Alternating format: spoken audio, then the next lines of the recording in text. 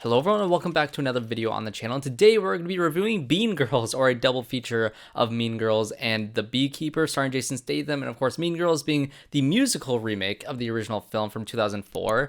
And I have a lot of thoughts on both of these films, and so of course this will be a spoiler review for both of these. So if you have not seen Mean Girls or The Beekeeper, I'm going to be getting into both of them in detail, so go check them out and then come back here and watch my review. Unless you don't care about spoilers, then let's just get into it. So let's start off with Mean Girls, because this is the one that I actually did enjoy quite a bit. And, I am a big fan of that original film from 2004, although I'm not, as steeped in the nostalgia as a lot of people have, because I didn't grow up watching Mean Girls. I grew up watching actually Easy A. That is the one that I grew up watching. I absolutely love Easy A lot. And, I love John Hughes movies. I love, Ferris Bueller and The Breakfast Club. And of course, Mean Girls came to me just a few years ago. I watched it and I really, really enjoyed it. And so when I heard they're doing a musical remake based off the Broadway show, that actually excited me. And I think that is the main problem with this movie, is the fact that they did not market it as a musical at all, because this is a musical through and through, and it's based off of an established thing from, the Broadway show. So that the musical, numbers and the beats in this and the songs are going to be good enough because they were on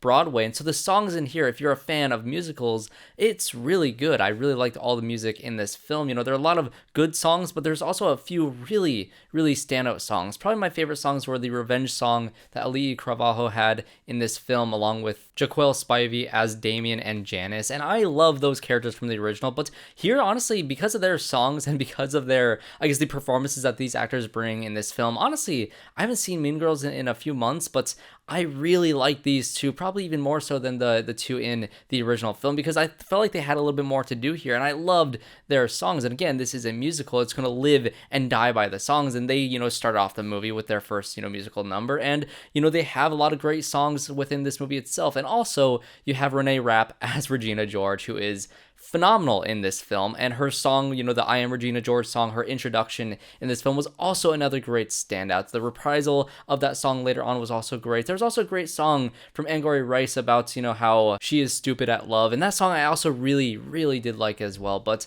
I think the thing that I loved most about this movie, and again, this is coming from somebody who does like musicals, so if you don't like musicals, everything I'm saying here is going to fall on deaf ears, because if you don't like musicals, you're probably not going to enjoy this film. If you like musicals enough and you love Mean Girls, you're going to love this, or maybe not love, you're going to enjoy this movie. But if you love Mean Girls and you love musicals, you're going to love this movie, because the way it handles, the musical sequences, the dance sequences, all the musical numbers within this film, the way the camera weaves between all of these different moments is really, really great. I think the cinematography in this movie is a standout for sure, because, it's not like you're watching a stage play or a musical on Broadway. The filmmakers are not afraid to break that Broadway type of feel, to have the camera movement, to have its own choreography within the dance sequences themselves, to make you feel like you're in the movie, that you're dancing along with all these songs, and it really puts you right in the middle of all the drama in a very fun and engaging way. And that's what I love about musicals, is when you can really get into it, when the camera really gets into it, and when you can feel like the people behind this movie are truly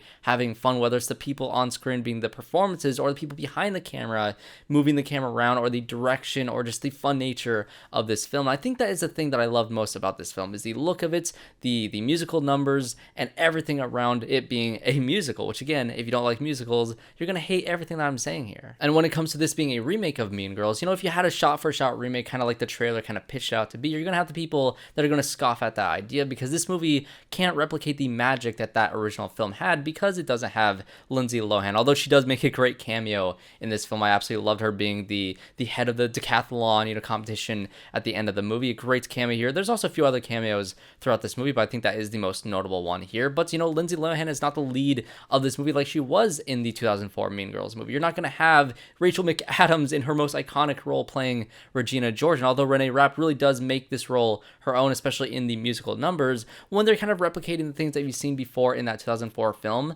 obviously it's not going to live up to what they had in that original film, because the cast is good in this movie, but they really shine in the musical numbers. I also did really enjoy seeing Tina Fey and Tim Meadows return to this film in their roles that they played in 2004, the exact same roles. There's even a really funny joke saying that they're actually a couple, they're a married couple in this film, and there's a romance that has been brewing between them all those years ago. There's a lot of inside jokes in this movie that kind of call back to the original film, that in a very tongue-in-cheek, self-referential way, where it feels like they know exactly what they were doing. And I really enjoyed those moments as well, because it doesn't forget about that original film's existence. existence. It looks upon it in reverence. And so by the end of this film, I had a lot of fun because, again, I don't have that super strong nostalgia for Mean Girls, but I do really like that film. And so I didn't get bogged down by that sort of complaints. But when it came to the remake stuff, I thought it was fine. I thought the cast did what they could with the material. But when it came to the musical side of this film, which I did think was enough to make this film stand out on its own, separate from that 2004 Mean Girls movie, I thought this movie absolutely shined. And I had a lot of fun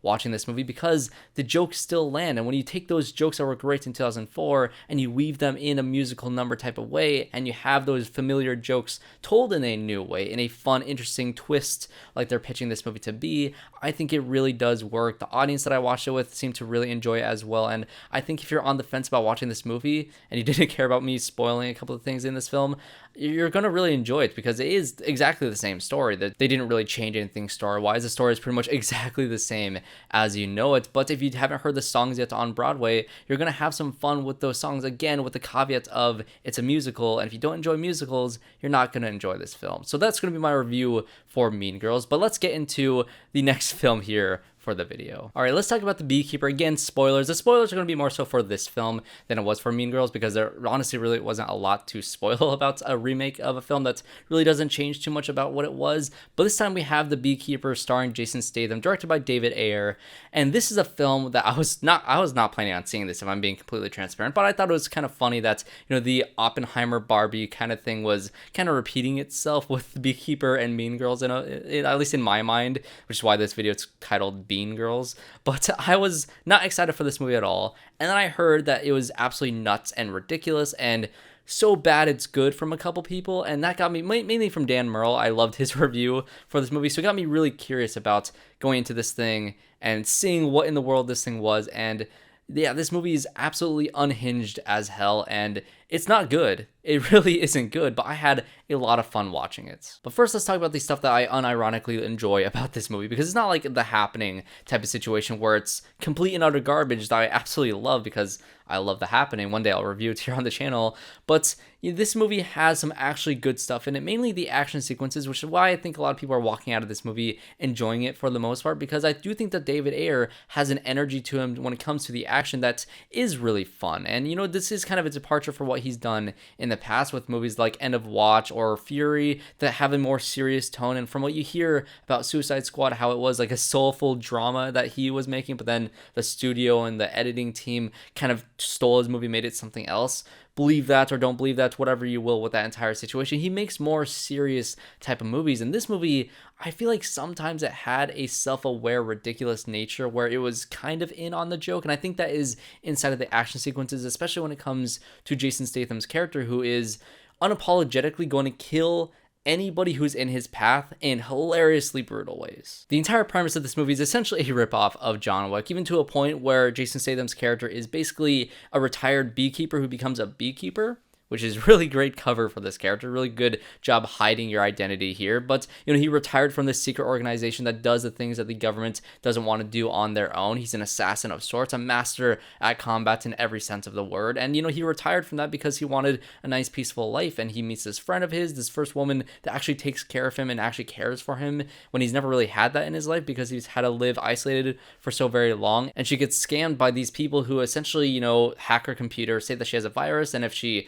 you know, does all this stuff on the computer and wires all her bank accounts to this person, it's gonna fix this you know, virus issue. And of course she does it. She loses all her money, including money from a charity fund, and she decides to essentially take her own life because, you know, that's a very tragic thing to happen in this movie. And I'm sure it does actually happen in the real world. And I think of anything in this movie that feels the most grounded in a way that really does affect you. It's really troubling to see this, you know, kick off this movie, and you get just as angry as the characters, you know, around this woman's life, you know, you feel how they feel in this moment because you want all these people to go crumbling down. But when Jason Statham goes after these people, literally pours gasoline on them and punches them in the face, slams their head in keyboards, lights and blows the place up, you know, in flames, and then goes after the lead guy and straps him to a car and drives it off a bridge, you know, dragging him down behind it. it's absolutely brutal and hilarious. And this is the stuff that I can get behind because it does feel self-aware in the sense that, you know, you have a premise where you're going to have all these bad people that are going to be taken down by Jason Statham in a very brutal way because he is a badass character. Sure, I can get behind all that stuff, and it is a lot of fun. The main villain of this movie is played by Josh Hutcherson. He's essentially this rich, spoiled brat who, you know, is running this scam company to, you know, build up funds for a reason that we'll get into in a second here. And essentially the person that is taking care of him in a lot of ways is Jeremy Irons' character, who is an ex-CIA, like head of CIA person, so he has high rank in the government. And it's essentially where he hears that a beekeeper is after the Josh Hutcherson character, and he essentially has the same dialogue in John Wick where, you know, that one guy is having this conversation with his son saying, oh, you just pissed off the wrong person. All you can do is die, essentially. I'm going to do whatever I can to protect you, but there's going to be nothing in the world that's going to stop this guy. I'm even going to try to, you know, contact the beekeepers and see if they can take out one of their own ex-employees. And this, you know, beekeeper shows up at one point in the movie and tries to kill Jason Statham, and, you know, he kills her in a very, very brutal, hilariously brutal way, which is kind of on, you know, on par with what he's done so far in this movie. But I think that also proves a point of why the beekeeper premise in this movie makes absolutely no sense to me because, you know, yes, he was a beekeeper. That is what they call him. And if they wanted this entire thing to be, oh, this guy's after you, what does he do? Oh, he keeps bees. He takes care of these bees. That's why he's called the beekeeper, even though maybe he was just like an ex-CIA officer or something like that. You know, that could have worked. It could have stayed with the name beekeeper, but no, you had to make a secret organization of these beekeepers to justify the name, even though you didn't need that. And the only role the beekeepers have in this movie is to send this one person off to kill Jason Statham for one scene. He kills her in that one scene, and you never hear or see from the beekeepers ever again throughout the entire rest of the movie. It is literally the most pointless plot point in this entire movie, and it's to justify the name beekeeper, even though all he had to be was a beekeeper. Like, I want to know what was first. Was the original script for this movie, was it about the secret organization called the Beekeepers? And they're like, oh, what should he do after he retires? Oh, maybe he's just a beekeeper. That's funny. Or was the original idea that this is just a beekeeper who is ex-CIA? And then, you know, they're like, oh, you know, John Wick is popular. Let's throw in a secret organization. Oh, the Beekeepers. You know, sure. I want to know which one actually came first. It's a chicken and the egg situation, because to have both of them makes absolutely no sense in the entire world. But getting back to Jeremy Irons and Josh Hutcherson's character, honestly, I did like them as a duo. I thought they played off of each other pretty well. And Josh Hutcherson as a villain in this movie was having a lot of fun. I heard an interview where he said he wants to play more villains because you can clearly tell that the cast in this movie is having fun making the movie that they're making. But let's get into the ending of this movie, because this is where I run into my problems with this film, where, you know, I start not believing the fact that this movie is self-aware, because the movie tries to have a message, because essentially this character, this Josh Hutcherson character, you find out that he has a high standing in the government in some sort of way. You don't really know what that is until you realize that his mom is the president of the United States, and, you know, he used all those funds that he made from all these scams to help her with her campaign funds, you know, behind her back to help her get the presidency. And this is all completely behind her back. She had no idea that any of this was happening. She is not involved. But of course, Jason Statham wants to kill this guy because he's the one who leads a scam that took away his friend. So no matter what, Jason Statham is going to kill Josh Hutcherson's character at any cost necessary, even if he has to break into this, you know, very high profile party that the president is having, where he's holding her in his arms as like a human shield. And Jason Statham's going to, you know, literally shoot him in the head right next to the president's face. Like, he's going to go through that as far as he can in a way where he's literally raiding this presidential place, you know, taking out all these Secret Service agents, all these cartoony characters that's, you know, Jeremy Irons gets to try to protect the president and the president's son. And this is where my problems begin. I get if the movie's trying to say that no matter where you are in the government, no matter how high your status is, you know, you should be prosecuted for your crimes. If you committed a crime, if you scammed all these people in very illegal ways, which it is absurdly illegal, and you have all this evidence against it, they shouldn't be able to get away with that. And, you know, I that's the message this movie's trying to have in some sort of way. It's like, oh, everybody needs to face consequences, and Jason Statham is there to, you know, fix the problems of the justice system. If the justice system doesn't work, that's where he steps in. But the problem is, the justice system never gets a chance to step in to the situation, because he kills everybody before they find out what was happening to begin with. It's not like it's a giant cover-up. Yes, you know, Jeremy Irons is kind of covering this up behind the back of all these people, but it's not like it's a well-known secret, or like, you know, a president of the United States, you know, inciting a violent insurrection on the Capitol, or even the president's son being into some shady things. You know, that is stuff that happens in our real world, and those people should be prosecuted if there's evidence enough to prosecute them for those crimes. but they never get a chance to prosecute them for those crimes because Jason Statham's already killing everybody for all these things. It makes absolutely no sense. And to have Jason Statham like, oh, if the government's not going to prosecute them, let's storm this, government thing and handle it ourselves.